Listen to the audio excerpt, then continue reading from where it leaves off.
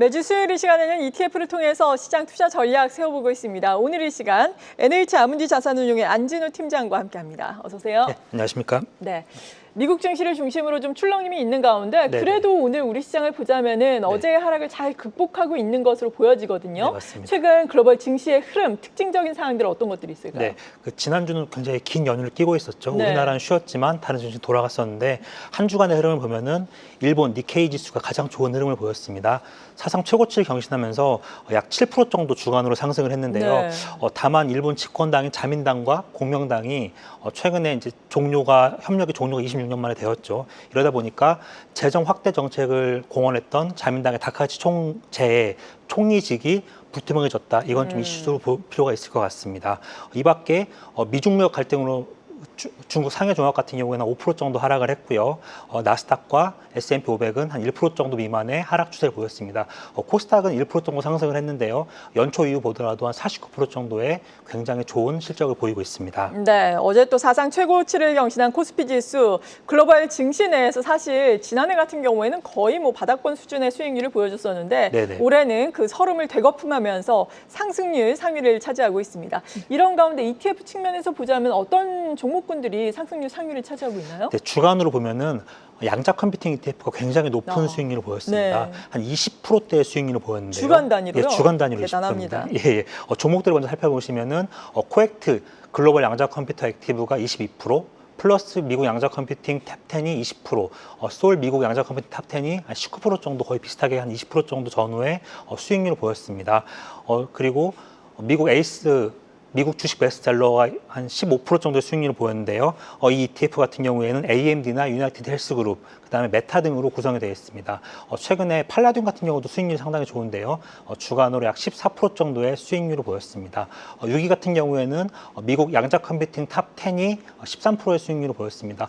같은 양자 컴퓨팅이지만 수익률의 차이는 약간 보여주고 있고요. 네. 최근에 미중 간 갈등이 심화되면서 글로벌 히토류와 전략자원 생산 기업의 수익도 상당히 좋은 편입니다. 연초 이후로 한 74% 정도의 수익률을 보이고 있고 주간으로는 약 12% 정도의 좋은 수익률을 보이고 있습니다.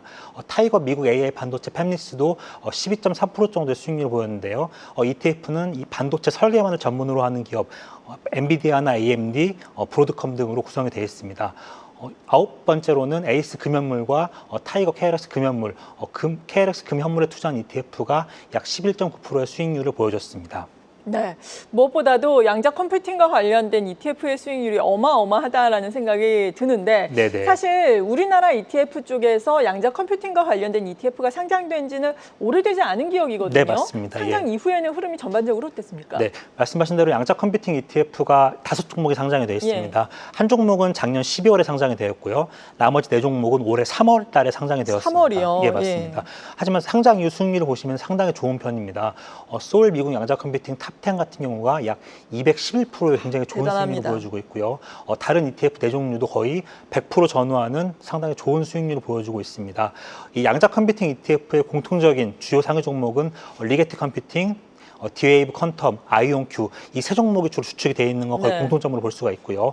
이들 종목 개별 종목들의 연초 이후의 상승률 보면 굉장히 놀라울 수준인데요. 리게팅 컴퓨터 같은 경우 올해 들어서 한 260% 정도 상승을 했고요. D-Wave 퀀텀 같은 경우는 한 383%의 상승률을 보였습니다.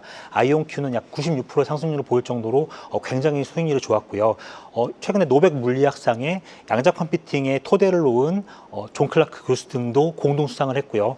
최근에 미국의 최대은행 JP모건 체이스도 양자 컴퓨팅 등이 포함된 첨단 기술과 에너지, 우주항공 방위 분야에 약 10년간 14조 원의 투자를 결정을 했습니다. 이런 소식들이 수익률을 높이는데 상당히 기여를 하고 있습니다. 다만 양자 컴퓨터 같은 경우는 아직 상용화되지 않았고 그렇죠. 이 상용화되는 시기에 대해서 굉장히 논란도 많은 편입니다. 그래서 어떤 기대감과 어떤 상용화된 시기에 대해서 잘 고려를 하시고 투자를 하실 필요가 있습니다. 이런 어떤 시발점 초입에 있는 ETF들은 항상 위험과 리스크를 충분히 고려하실 필요는 있을 것 같습니다. 네, 하이 리턴, 하이 리스크 네, 상품이다라고 맞습니다. 우리가 보면 되겠습니다. 네네. 그렇다면 개인 투자자 여러분들은 사실 뭐 이렇게 급등하고 있는 양자 컴퓨터를 이미 급등한 양자 컴퓨터를 따라잡기에는 투자 심리 측면에서 상당히 어려운데 네네. 어떤 ETF를 많이 샀을까요? 올해 같은 경우는 이번 주 같은 경우에는 주로 대표 지수 ETF와 그다음에 반도체 ETF라고 보시면 될 것 같습니다. 네. 코스피 200, 나스닥 100, S&P 500 등으로 자금이 많이 유입됐고요.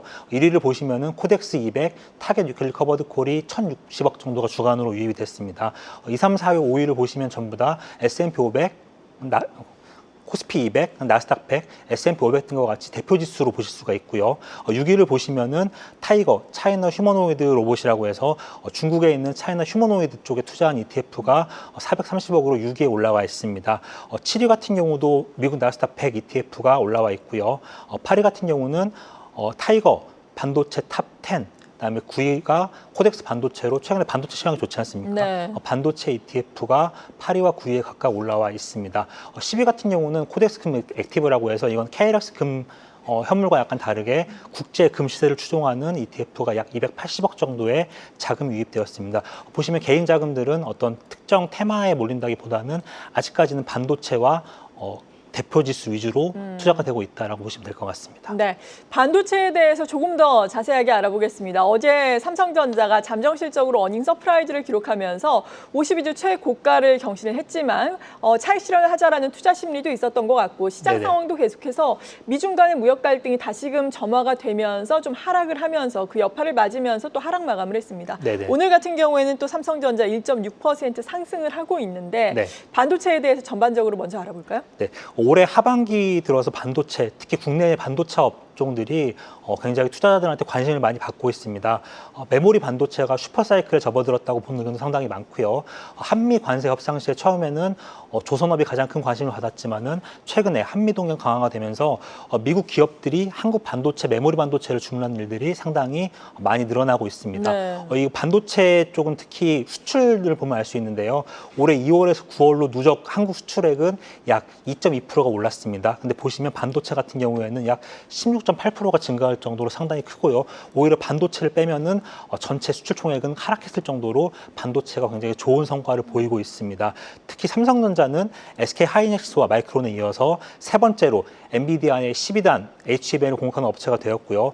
테슬라와 최근에도 약 23조 원의 차세대 반도체 칩을 납품을 하는 성과도 가시화되고 있죠. 이렇게 보시면은 SK 하이닉스도 HBM4의 초기 대량 상세에서 엔비디아의 최대 공급 업체로 자리할 정도로 상당히 주목을 받고 있습니다. 이런 결과로 인해서 목표 주가도 상승을 하고 있고요. 네. 특히 모건 스탠리 같은 경우에는 한국 반도체 산업에 대한 의견을 시장 평균 수준에서 매력적으로 바꾸면서 긍정적인 평가도 내려주고 있습니다. 이런 상황을 공동적으로 고려를 하였을 때 국내 반도체주에 투자하는 것도 좋은 전략이 될 수 있을 거라고 보고 있습니다. 네, 지금 목표 주가 상향 조정이 되고 있다라는 부분이 차트로 나가고 있는데 차트를 보시면서 좀 설명을 더 자세하게 해주신다면. 예, 맞습니다. 지금 최근 보시면은 12월 목표 주가는 삼성전자도 그렇고 하이닉스도 계속 상승을 하고 있고요.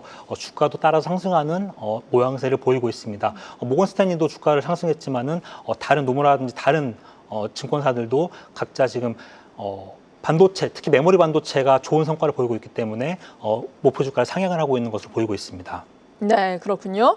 52주 최고가를 경신하고 있는 삼성전자와 SK하이닉스 목표 주가 상향 조정도 잇따르고 있다라고 반도체 슈퍼사이클과 관련해서 도움 말씀을 주셨는데 네. 그렇다면 반도체 투탑을 포함해서 이 네네. 반도체에 투자할 수 있는 ETF로는 우리나라에는 어떤 것들이 있습니까? 예, 우리나라 일단 반도체라는 이름이 들어간 ETF는 현재 상장되는 종목이 39종목에 이릅니다. 많네요. 예, 맞습니다. 예. 근데 여기서 최근에 국내 반도체를 보면은 한 18종목이 되는데요. 네. 이 국내 반도체를 크게 두 가지로 구분을 해볼 수가 있을 것 같습니다. 삼성전자와 하이닉스를 중심으로 투자하는 대형 반도체주에 투자하는 ETF와 중소형주, 즉 반도체 공정 관련 주식이겠죠. 전공정, 후공정 이런 것들에 투자하는 ETF가 있다고 보시면 될 것 같고요. 지금은 반도체, 특히 메모리 반도체 사이클이 시작된 초입이므로 반도체 대형주가 중심인 ETF에 투자하는 전략을 고려해 볼 만할 것 같습니다. 현재 반도체 대형주에 투자할 수 있는 ETF는 다음과 같이 보실 수 있을 것 같은데요. 네. 예, 코덱스 반도체, 그리고 타이거 반도체 탑 10, 하나로 FNK 반도체가 가장 사이즈도 크고 좀 성과도 좋은 편입니다. 이 세 종목은 모두 하이닉스와 SK 하이닉스와 삼성전자 그리고 한미반도체 등을 중심으로 담고 있고요. 코덱스 반도체 같은 경우에는 일주일 5.9%, 타이거 반도체 탑10 같은 경우에는 약 7.5%, 하나로 FNK 반도체 같은 경우에는 6%의 수익률을 보여주고 있습니다. 코덱스 반도체 같은 경우는 약 1조의 규모가 되고요. 타이거 반도체 탑10도 약 9천억 원 규모, 하나로 반도체 FNK 반도체 같은 경우도 약 4천억 규모이기 때문에 투자하시기엔 상당히 괜찮은 ETF라고 볼 수 있습니다. 그리고 연초 이후 성과도 보시면 거의 80%대의 성과를 보이고 있고 네. 종목 구성 종목의 차이가 크게 나진 않기 때문에 그럴 것 같아요. 거의 유사한 성과를 보이고는 있습니다. 네, 아무래도 지금 말씀해주신 ETF가 반도체 대형주를 중심으로 하기 때문에 말씀해주신 것처럼 구성 종목의 차이가 크진 않아서 수익률의 차이도 크지 않지만 그래도 수익률 차이는 또 나고 있거든요. 네, 맞습니다. 어떤 차이가 종목별로 비중으로 있는지 살펴보도록 할까요? 네네. ETF별로 편입 종목을 보면 약간의 차이가 네. 있습니다. SK 하이닉스와 삼성전자의 비중은 하나로 FNK 반도체가 가장 높은 편이고요. 3위 종목의 차이가 많이 있습니다. 코덱스 반도체와 타이거 반도체 탑10 같은 경우에는 한미 반도체 비중이 각각 7.9%, 13.7% 높은 편인데 하나로 FNK 반도체 같은 경우에는 삼성전기의 비중이 약 14% 정도가 됩니다. 다들 아시다시피 한미 반도체 같은 경우에는 반도체 수공정에 특화되어 있는 업체라고 보시면 될 것 같고요. 삼성전기 같은 경우에는 메모리 기판과 반도체 기판과 MLCC라고 하는 반도체 콘덴서를 많이 생산하는 업체로 보시면 될 것 같습니다. 그 밖에 리노공업, 이오테크닉스의 비중도 거의 유사하기 때문에 SK 하이닉스와 삼성전자의 비중이 어느 것이 더 높은지, 그리고 한미 반도체와 삼성전기 중에서 어떤 것이 좀 더 좋을지에 대한 판단을 내려서 투자를 하시면 될 것 같습니다. 네. 그런데 이 메모리 슈퍼사이클 이야기를 많이 들어서 많은 분들이 네네. 잘 아시겠지만 네네. 지금 신규 투자 관점에서 접근을 한다면은 이러한 네. 반도체 ETF에 투자를 할지, 오늘 네네. 같은 경우에는 반도체가 나쁘진 않은데 네. 그래도 약간은 쉬어가는 움직임이다 보니까 네네. 기존의 주도주였던 원전이라든지 그리고 네네. 전력 설비, 효성중공업 같은 경우 시세를 분출하고 있거든요. 네, 조방원도 맞습니다. 마찬가지이고. 네네. 어떤 종목군에 투자를 하는 게 좋다라고 ETF 측면에서 보세요? 일단은 모두 연관이 돼 있다고 저희는 보고 있습니다. 왜냐하면 AI 쪽 산업이 잘 나가기 때문에 반도체가 필요하고 그에 따라서 전력 설비가 필요한 거로 보고 있기 때문에 아주 테마는 거의 종목은 다르지만 유사한 테마를 가지고 있다고 보고 있고요. 그래서 일단 지금은 반도체에 대한 매물이 슈퍼사이클이 시작되는 초입이라고 보고 있기 때문에 대형 반도체주에 대한 투자가 좀 유효한다고 보고 있고요.